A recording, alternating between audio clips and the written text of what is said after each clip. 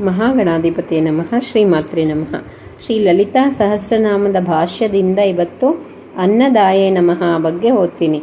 ಅನ್ನಪ್ರದಾತಳು, ಅನ್ನಾತ್ ಪುರುಷಃ ಎಂಬ ಶ್ರುತಿ ವಚನದಂತೆ ಆಹಾರವನ್ನು ಸೃಷ್ಟಿಸಿಯೇ ಜೀವರನ್ನು ಸೃಷ್ಟಿಸುವವಳು. ಮುಂದಿನೆದ್ದು ವಸುದಾಯೇ ನಮಃ, ಸಂಪತ್ತನ್ನು ಕೊಡುವವಳು. ಮುಂದಿನೆದ್ದು ವೃದ್ಧಾಯೇ ನಮಃ, ಕಾಲವನ್ನು ನಿರ್ಧರಿಸಲಾರದಷ್ಟು ಪುರಾತನಳು, ಅಂದರೆ ಅನಾದಿ ಸ್ವರೂಪಿಣಿಯು, ಸರ್ವ ಸಂಪತ್ ಸಮೃದ್ಧಳು.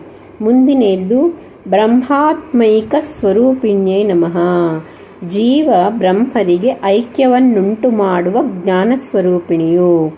ಮುಂದಿನೆದ್ದು ಬೃಹತ್ಯೈ ನಮಃ, ಬಹುದೊಡ್ಡ ವಸ್ತುವಾಗಿರುವವಳು. ಪೂಜ್ಯ ಭಾವದಲ್ಲಿ ಶ್ರೀದೇವಿಗಿಂತ ಪೂಜ್ಯವಾದ ವಸ್ತು ಮತ್ತೊಂದಿಲ್ಲವಾದುದರಿಂದ ದೊಡ್ಡ ವಸ್ತುವಾಗಿರುವವಳು.